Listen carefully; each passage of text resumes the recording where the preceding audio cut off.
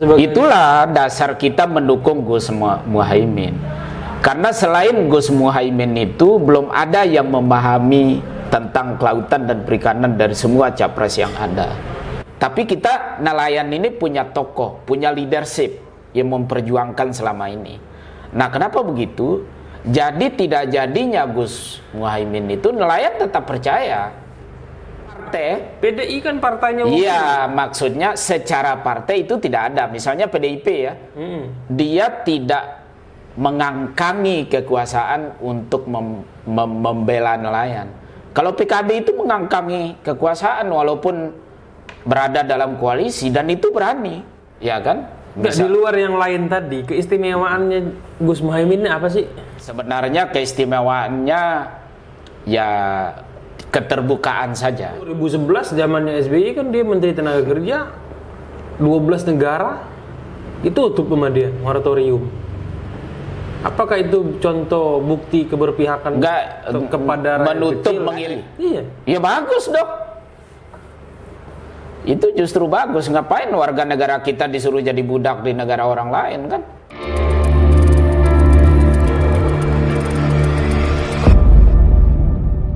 Assalamualaikum warahmatullahi wabarakatuh. Waalaikumsalam warahmatullahi wabarakatuh. Sehat dong? Sehat, alhamdulillah. Ini sepertinya cerah ini. Ya cerah dari wajah, karena berusaha bahagia aja dengan corona ini kan. Ini kali kedua nih. Sebelumnya kita podcast di kantor. Ini beda nih di tempatnya nih. Kita ada salah satu kafe di daerah Poltangan di Jakarta Selatan. Namanya Kopi Curhat. Apa ini? Kopi Curhat. Jangan ditahan, curhatin aja katanya. Ini jadi saya mau curhatin. Ini curhat ini. Curhat mewakili suara nelayan. Suara nelayan. Nelayan, pembudidaya, petambak, petani garam punya harapan atau bergantungan sama salah satu tokoh. Punya harapan. Punya harapan ke salah satu tokoh. Ini kan mengingat tanggal berapa kemarin deklarasi? Deklarasi kemarin itu kalau nggak salah 2 Februari ya. Ya 2 Februari. Kenapa alasannya? 4 Februari. Ya 4 Februari 4. Ini kan banyak nih. Pas hari ulang tahun saya itu. Jadi ini kan gini banyak banget ini yang masuk dalam bursa capres dan cawapres. Mulai dari kalangan politisi, profesional, macam-macam lah pokoknya. Ini udah banyak banget. Mulai Prabowo aja katanya mau calon lagi. Anies, Erick Thohir, Ganjar, Puan, Susi Pujastuti. Ini jatuh Muldoko. Bisa jadi Muldoko. Pilihannya perlu dipertanyakan ini. Apa menjadi alasan atau alat ukurnya?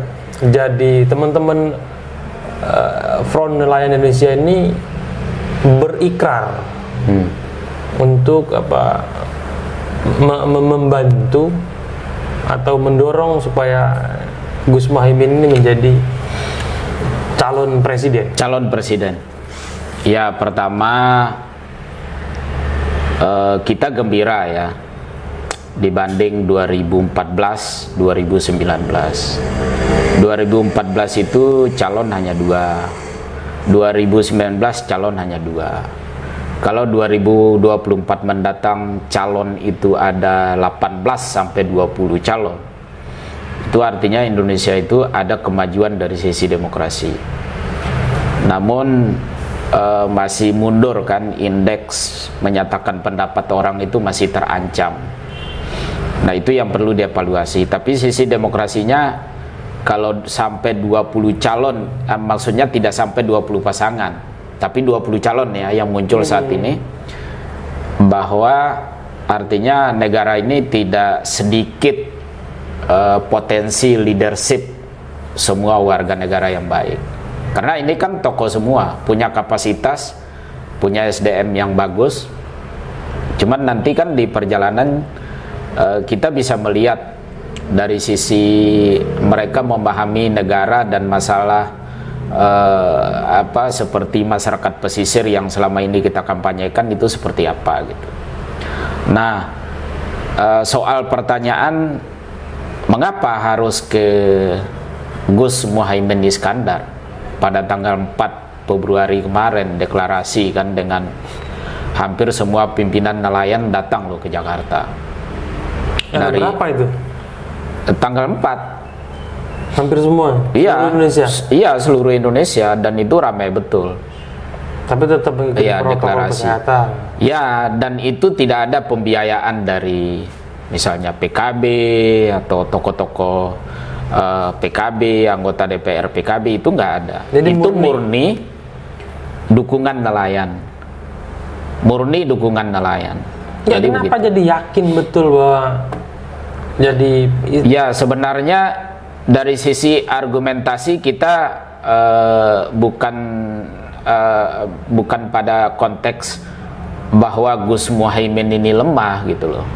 Justru dari sisi kita, baik secara kelembagaan di organisasi maupun di sayap-sayap pro nelayan itu, bahwa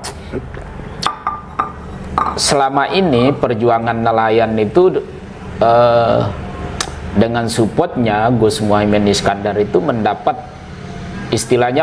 nutrisi, suplemen energi untuk melakukan perjuangan-perjuangan, intervensi kebijakan gitu. Walaupun ya Gus Muhaimin dari sisi politis dia tidak terlalu manggung ya di atas untuk membela nelayan, tapi paling tidak secara kelembagaan Partai Kebangkitan Bangsa itu terlibat secara langsung. Contoh misalnya melalui anggota DPR Komisi 4 waktu itu Daniel Johan, itu melibatkan diri langsung, baik kader, anggota, kelembagaan partai itu terlibat langsung memperjuangkan nelayan. Nah, itu alasan yang muncul ya di dalam Kongres kenapa harus ke PKB.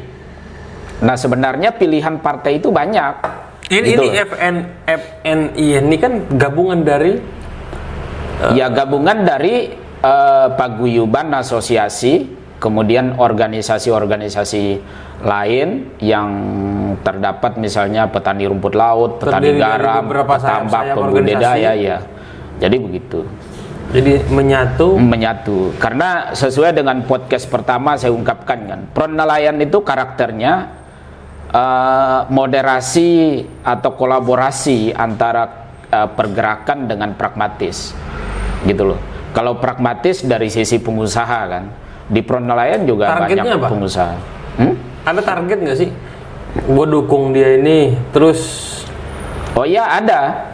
Apa? Nah, targetnya itu adalah memperbaiki regulasi-regulasi di negara ini tentang masyarakat pesisir gitu loh. Nah, pro nelayan ini mengajukan Gus Muhaimin Iskandar menjadi figur dari nelayan, apalagi beberapa waktu lalu di Celincing misalnya, Ciracas itu mengangkat Gus Muhaimin sebagai bapak nelayan gitu. Artinya itu selaras bahwa Gus Muhaimin ini selama ini dari tahun pasca reformasi 98 itu sampai hari ini konsisten mensuarakan masyarakat pesisir. Kan sebelumnya beliau ini pernah menjabat Menteri Tenaga Kerja. Lalu 2 periode malah ya? Iya, 2 periode zaman PSBY. Ada nggak sih terobosan-terobosan yang selama ini yang berdampak secara langsung sama teman-teman nelayan? Ya justru banyak, walaupun Kemenaker itu kan tidak beririsan secara langsung dengan nelayan kan. Waktu itu misalnya zaman PSBY Pak Cicip gitu kan, kemudian Pak Padel gitu, itu beririsan langsung. Misalnya mengatur waktu kerja ABK, waktu kerja nelayan, waktu kerja pembudidaya. Artinya kan gini, itu kan Pernaker juga itu kan memperjuangkan contoh hak buruh kan. Iya. Artinya meningkatkan standar upah segala macam kan. Artinya kan ada Ada nggak sih apa namanya itu? Dan jangan salah bahwa kebijakan sertifikasi nelayan di laut sebagai pelaut ya, sebagai pelaut yang kelas menengah itu adanya di Kemenaker. Di bawah dirjen? Ya, di bawah dirjen Binalatas. Binalatas. Pelatihan dan produktivitas ya, itu kan? ya betul, peningkatan produktivitas, dan itu sangat berhubungan sekali dengan kelautan dan perikanan, terutama misalnya dengan hubungan paling intim itu dengan Kementerian Perhubungan, Kemenaker, KKP, ya kan. Kalau dulu kan tidak ada Menko Marves, kalau sekarang kan ada, berarti penambahan Menko Marves itu sangat berhubungan sekali. Kemenaker, kemudian KKP, Kementerian Perhubungan. Di bawah koordinator kementerian. Ya, di bawah koordinator semua kan. Nah, ini berhubungan sekali, terutama ABK misalnya yang disebut dengan PMI, BMI ya, Buruh Migran Indonesia, kemudian pekerja migran Indonesia. Contoh keberpihakan dia sama nelayan itu apa? Oh, banyak kalau Ini kita kan nelayan, kita bicara nelayan ini kan bukan nelayan saja kan, artinya kan ada teman-teman ABK itu baik kapal niaga dan lain sebagainya. Ya, saya kira bukan hanya ABK di situ. Kalau ABK kan kita sudah jelas nih, misalnya kemarin terjadi perbudakan di berbagai kapal asing gitu kan, pekerja migran Indonesia yang kemudian Kemenaker proaktif ya. Nah, itu kan perbudakan bukan hanya terjadi pada saat Ida Pozia ya. Bukan hanya itu, tapi sejak Caimin pun itu udah terjadi. Apalagi misalnya PMI, BMI yang di Arab Saudi mau dihukum mati, hukum gantung gitu, itu diselamatkan. Misalnya contoh di salah satu Jawa Barat, Bandung misalnya kan, itu diselamatkan oleh Gus Imin. Nah, itu saya kira prestasi. Nah, apa hubungannya dengan kelautan dan perikanan? Loh, di kelautan dan perikanan itu industri sangat banyak. Tentu industri-industri pengolahan ikan itu juga berhubungan dengan Kemenaker. Yang buruhnya industri pengolahan ini adalah nelayan. Jadi begitu.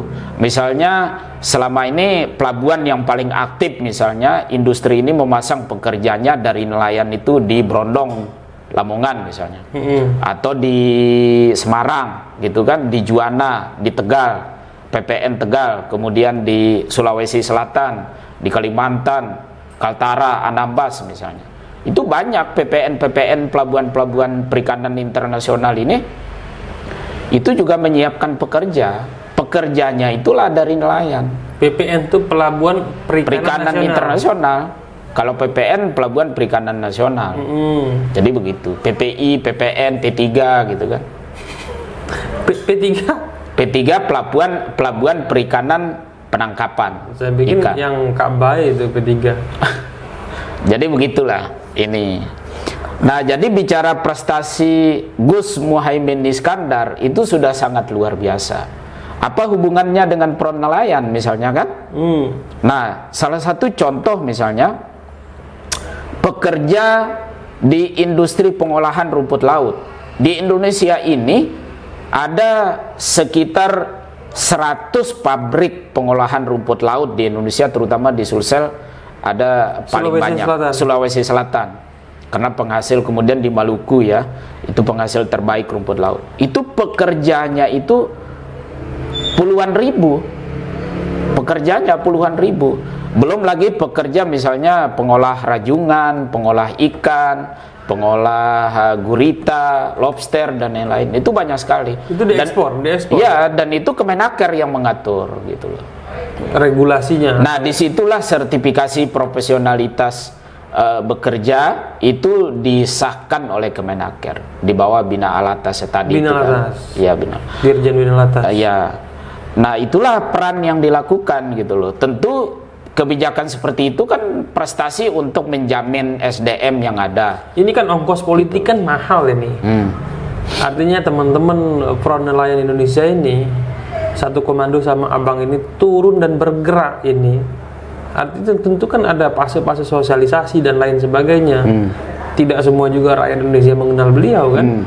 Baik itu secara track recordnya dan lain sebagainya kan belum tentu juga semua rakyat Indonesia mengenal dia kan.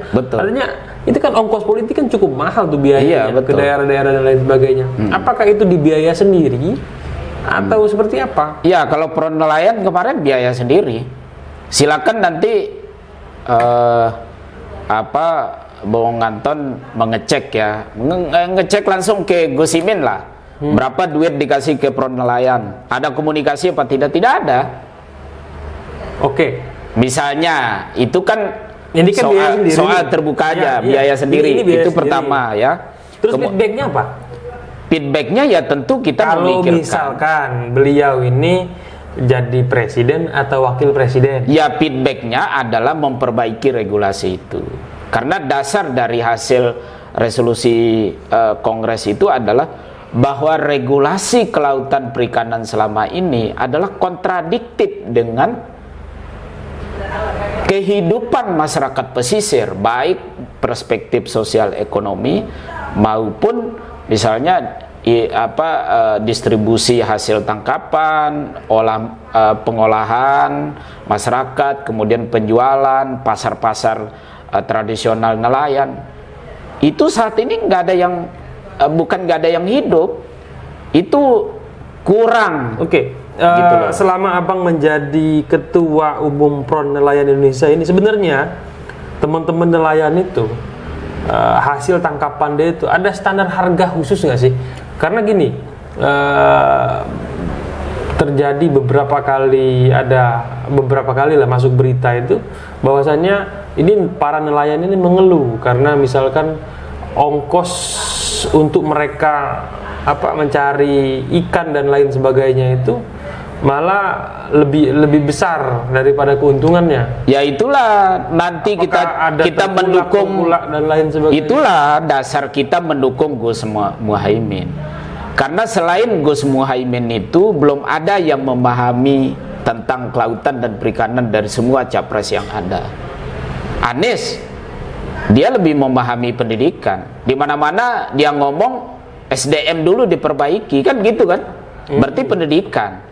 Kemudian siapa lagi? Mungkin Ibu Susi gitu kan? Baru misalnya sebagai capres atau cawapres Ibu Susi mungkin paling mengerti adalah Ibu Susi soal kelautan dan perikanan. Karena dia eksekutor. Karena dia eksekutor kan, pernah menjadi menteri juga, punya pengalaman. Sama juga dengan Gus Imin, memahami gitu loh. Tapi dari semua capres yang ada ini, siapa yang bisa memahami dari semua calon, katakan 20 calon yang muncul. Di antara 20 itu hanya Gus Muhaimin yang memahami sisi kelautan dan perikanan. Apa kebijakan yang dia harus ambil. Ini kan kalau saya lihat abang kan sering lebih banyak inilah kritik kan, banyak bikin artikel dan lain sebagainya kan. Iya. Terus bikin opini. Apakah abang tetap konsisten begitu, atau nanti karena abang misalnya masuk dalam gerbong ini, misalkan Gus Muhaimin ini terpilih jadi presiden atau wakil presiden, apakah tetap abang tetap posisinya kontrol itu tetap berjalan atau seperti apa? Saya pribadi 2014 itu mendukung Pak Jokowi. Nah, 2004, 2009 saya mendukung SBY sejak di Mataram. Tapi coba aja cek saya 2004 sampai 2009, tidak ada tempat saya puji Pak SBY. Jangan pas nanti itu ya. Jangan pas nanti udah masuk ke gerbong itu udah terpilih ya enggak, memble nanti. Kalau misalnya konteks misalnya kan beda nih jadi aktivis sama jadi dipercaya jadi menteri atau masuk pemerintahan misalnya. Berarti ada harapan jadi menteri? Ya enggak juga, tapi mudah-mudahan juga. Enggak, tapi kalau dikasih jabatan menteri yang paling tertarik. Ya amin lah, yang penting kita tidak mau minta aja kan. Iya. Maksud saya begini, ditunjuk nih, dipercaya. Gue suruh, misalkan Gus Muhaimin suruh milih. Pilihan yang paling tepat di kementerian apa? Kemenaker kah? Atau KKP kah? Ya KKP lah. Memang backgroundnya di situ kan, sudah paham di situ gitu loh. Kalau dulu banyak orang mengatakan bahwa Rusdi bukan anak pesisir kan, loh saya anak pesisir. Artinya kalaupun ditempatkan misalnya gitu loh, dari situasi ini tiba-tiba terjadi. Nah, kalaupun Gus Muhaimin Iskandar ini tidak menjadi apa-apa, saya juga tetap akan mendukung. Karena Partai Kebangkitan Bangsa itu partai yang selalu konsisten menyuarakan sisi dari perjuangan nelayan. Tidak pernah meninggalkan nelayan. Partai Kebangkitan Bangsa total itu, keseluruhan keanggotaan Front Nelayan Indonesia itu ada berapa? Ratusan ribu dari 11 sayap. 11 sayap? Itu ratusan ribu? Ratusan ribu. Ratusan ribu itu di bawah apa, di atas 100.000 atau? Ya, di bawah koordinasi saya langsung dengan teman-teman pimpinan 9. Karena di Front Nelayan itu sistemnya kan pimpinan 9. Pimpinan 9? Ya.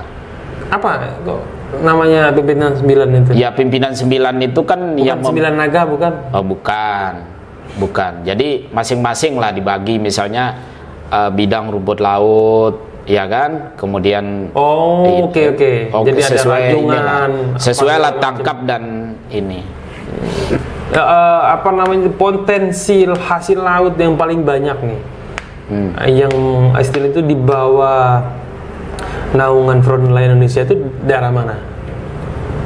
Di Indonesia semua berpotensi. Nah, cuman yang kita harapkan, kenapa kita berharap kepada Gus Muhaimin ini, karena di kelautan dan perikanan itu ada sistemnya SLIN namanya. SLIN itu adalah sistem logistik ikan nasional. Ya kan? Karena selama ini walaupun visi misi Pak Jokowi soal poros maritim, tapi SLIN ini belum maksimal. Kenapa? Karena masih, misalnya contoh, masih di Maluku baru, kemudian di Bali. Karena SLIN ini kan adalah sistem yang langsung direct ke negara-negara lain dalam ekspor.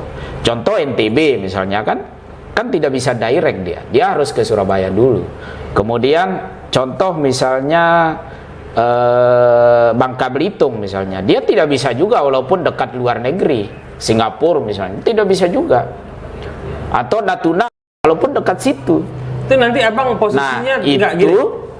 Abang posisi nanti tetap juga ikut caleg juga? Ya, posisinya tetap akan mengikuti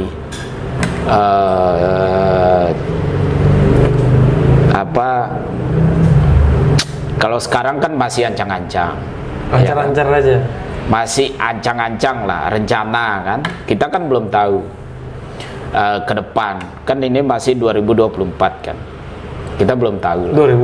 2022, 2023, 2022, 23. Masih ini 1 tahun lebih lah. Tapi kalau bicara peluang Gus Muhaimin ini, saya kira dari elektabilitas semua calon presiden ini, saya berharap siapapun yang tinggi keterpilihannya, ya kalau melamar Gus Muhaimin ini udah pasti menang. Artinya siap jadi wakil presiden? Iya, indikatornya apa kan? Indikatornya NU, ya kan? Misalnya Muhammadiyah, organisasi Islam lain misalnya. Iya, berapa hari ini kan dia memperjuangkan. Iya, memperjuangkan itu kan. Artinya bahwa Gus Muhaimin ini dia berusaha mengosongkan diri dan menerima semua dari ormas-ormas yang ada, termasuk stakeholder yang sektor-sektor terkecil, misalnya, ya katakan nelayan, petani, ya kan? Kalau ormas ini kan menengah nih.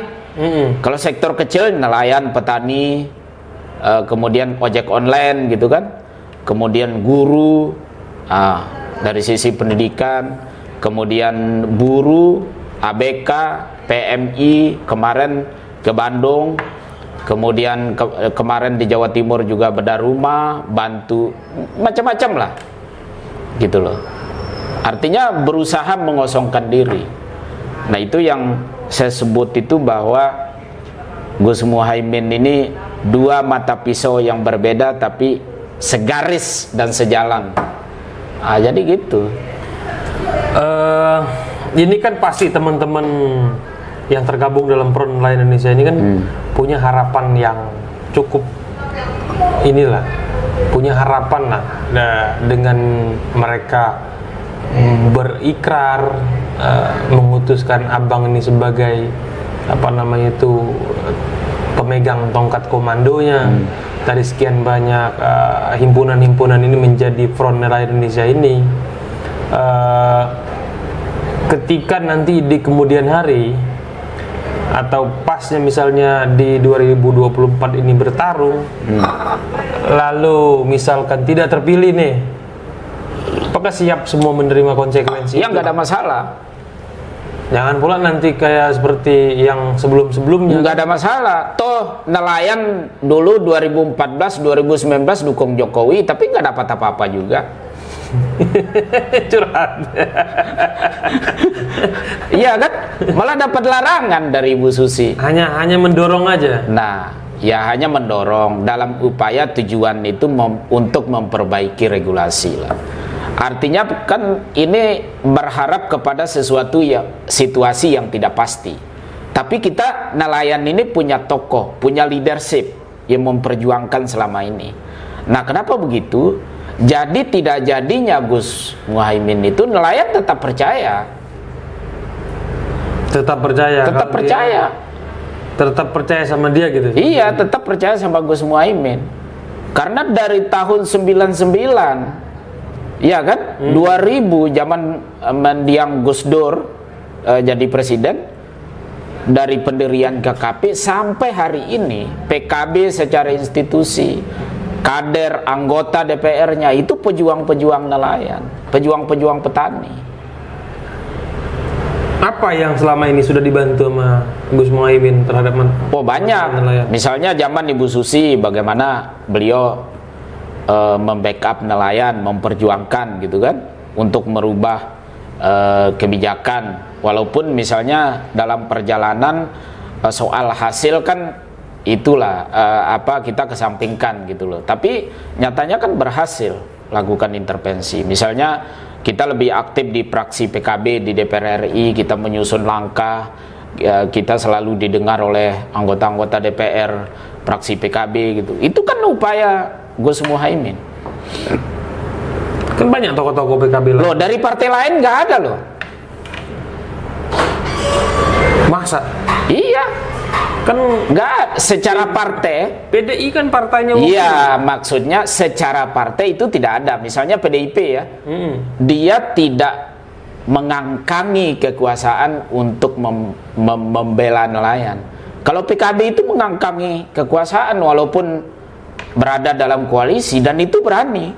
Sebuah spekulasi yang sangat luar biasa. Kan gitu kan. PDIP secara kelembagaan tidak masuk, walaupun ada sayap Ciganti namanya kan, ya kan? Nah, ganti ya, organisasi petani dan nelayan itu. Kemudian di PKB ada Gerbang Tani. Kemudian di PAN itu juga zaman Pak Zulkifli Hasan ketua MPR itu juga membela nelayan. Tapi PAN secara institusi, kadernya juga ada Mas Pipa Yoga, gitu loh. Kalau Golkar? Kalau Golkar ada Pak Fadel Muhammad. Kalau Golkar, nah PKB ini viewer hampir semua, itu kelebihannya di antara partai lain. Artinya kalau partai lain itu mungkin hanya sebatas personal, ya kan? Di luar yang lain tadi, keistimewaannya Gus Muhaimin ini apa sih? Sebenarnya keistimewaannya ya keterbukaan saja, gitu loh. Maksudnya keterbukaan itu keberanian mengambil langkah dari perspektif kita ya yang bergerak di kelautan dan perikanan. Itu keberaniannya. Walaupun 2011 zamannya SBY kan dia Menteri Tenaga Kerja, 12 negara itu tutup sama dia moratorium. Apakah itu contoh bukti keberpihakan kepada menutup mengirim TKI? Iya. Ya bagus dong. Itu justru bagus. Ngapain warga negara kita disuruh jadi budak di negara orang lain kan? Kecuali ABK ya jangan ditutup, kan ABK bukan pengertian diksinya budak. Ini kalau pekerja rumah tangga, iya seharusnya kan begini. bagus dong di moratorium. Dengan di moratorium itu tentu harus ada apa namanya itu langkah-langkah taktis yang lainnya, sehingga calon pekerja migran itu yang punya harapan untuk berangkat ke luar negeri itu diperdaya di sininya. Ada nggak contohnya kelompok-kelompok misalkan PMI Purna atau seperti apa? Jadi begini, yang dilakukan oleh Caimin. Bicara buruh migran, kenapa Caimin melakukan moratorium misalnya? Karena kejahatan terhadap TKI, PMI, BMI, BMI. Iya, dulu namanya TKI. Ya, TKI. Ada, terus sekarang disederhanain. Itu kejahatannya sudah luar biasa. Ibarat orang korupsi gitu loh. Extraordinary kan? Nah, atau dia perlu penegakan hukum kepada banyak negara agar Indonesia ini memperingati gitu loh. Tapi malah dengan ditutupnya 11 negara itu makin banyak ini yang ilegalnya. Nah, justru itu banyak korban TPPO. Justru itu, apalagi dibuka, ditutup aja itu ilegal banyak, apalagi dibuka. Kan gitu. Seharusnya mending dibuka supaya ilegal tidak ada. Supaya ilegalnya nggak ada, tapi dengan catatan Kemenaker, memperbaiki, Kemenlu dan stakeholder lah, termasuk imigrasi, memperbaiki sistem yang ada ini, standarisasi untuk menempatkan pekerja migran ke luar negeri itu apa? Itu salah satu alasan argumentasi yang bagus lah gitu kan. Tetapi di satu sisi saya setuju dibuka, tapi pekerja-pekerja profesional. Iya, yang skill. Ya, yang skill gitu loh. Jangan yang bekerja barista, jadi ibu rumah tangga. Iya, misalnya cleaning service, barista gitu kan. Kemudian nurse gitu, tenaga-tenaga kesehatan. Oil and gas segala macam kan. Jadi kan begitu. Kan yang dilarang ini kan adalah pekerja rumah domestic worker ya. Bagus dong. Ya sebenarnya kan ada sistem syarikah juga kalau di Saudi kan. Ya justru sistem syarikah, coba aja lihat konstitusi Saudi sekarang yang mau dirubah nih. Justru sistem syarikah itu juga membuat masalah. Kenapa? Karena dari sisi penerapan pun kadang negara-negara pengirim TKI ini menjadi dilema juga. Negara-negara pengirim tenaga kerja ke luar negeri itu. Iya, menjadi dilema juga. Misalnya ada yang dihukum di luar negeri, ya kan? Nah, ada yang dihukum atau ada yang bermasalah aja. Kan berbeda model perlakuan hukumnya, gitu loh. Enggak, pasca dia sudah tidak menjadi Menteri Tenaga Kerja, apakah tetap beliau itu selama ini konsen membantu pekerja migran di luar negeri? Konsen sekali. Contohnya? Ya kan di sayap PKB itu ada Garda Buruh Migran Indonesia. Yang ketuanya ini? Ya ketuanya apa? Imam Subali. Sekjennya sih ini. Sekjennya Bang Ilyas Pangestu. Ya artinya serius dong. Di PKB juga ada sayap nelayan juga. Ya itu sayapnya itu ada nggak sih membantu teman-teman Purna pekerja migran itu yang di sini? Banyak. Kemarin saya mantan Purna migran datang dari Saudi bertemu di kantor PKB. Banyak kemarin datang. Artinya membantu gitu loh. Apa masalah di sana Garda Buruh Migran ini yang bekerja. Gitu kan? Buruh migran Indonesia. Nah, misalnya yang Purna butuh stimulus ekonomi misalnya, ada jaringan ekspor impor, nah itu yang dilakukan. Supaya artinya, naik kelas. Supaya ini kan. Oke, baik. Closing statement. Termasuk harapannya terhadap Gus Muhaimin ini. Apa sih Bang dari Frontline Indonesia? Ya harapannya Pertama, pesan nelayan ke Gus Muhaimin ini kepingin bertemu langsung. Kemudian teman-teman ini kepingin mendeklarasikan mendukung Gus Muhaimin itu di setiap daerah, gitu kan? Karena sekarang kan belum begitu bagus perjalanannya gitu. Mungkin saja kita belum dapat jadwal ya. Nah itu pertama. Kemudian yang kedua, harapannya tentu masuk tidak masuk Gus Muhaimin ini menjadi dalam bursa capres maupun cawapres, ya nelayan di seluruh Indonesia itu berharap bahwa Gus Muhaimin ini bisa menaungi sebagai leadership penentu kebijakan dari apa yang dihadapi oleh nelayan selama ini, kesulitannya gitu kan. Itu harapannya. Kemudian yang ketiga adalah kita berharap sekali ke Gus Muhaimin ini agar tetap semangat intinya membela nelayan, masyarakat pesisir, melihat turun ke masyarakat pesisir. Ya tentu calon-calon lain juga kita minta untuk turun gitu loh, supaya bisa melihat kan. Nah kemudian Gus Muhaimin ini menurut teman-teman ya, ini saya mengutip teman-teman nih yang muncul di Kongres 1 tahun lalu. Kenapa muaranya ke Gus Muhaimin? Karena Gus Muhaimin ini ibarat dua mata pisau yang berbeda dan sejalan selurus searah. Bukan belati mata dua. Bukan belati bermata dua. Bermata dua. Beset ke atas, beset ke bawah nanti. Jadi gitu. Tapi dua mata pisau yang sejalan, sejurus, searah. Artinya bahwa dia mencoba mengosongkan diri untuk menerima semua keluhan-keluhan rakyat ini, terutama petani dan nelayan. Karena di daerah itu kan hampir heterogen.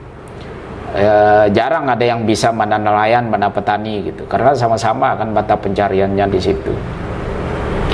Nah, semoga dengan komitmen beliau ini bisa menaungi lah, menjembatani harapan-harapan ini. Jadi Oke, baik. Terima kasih. Thank you.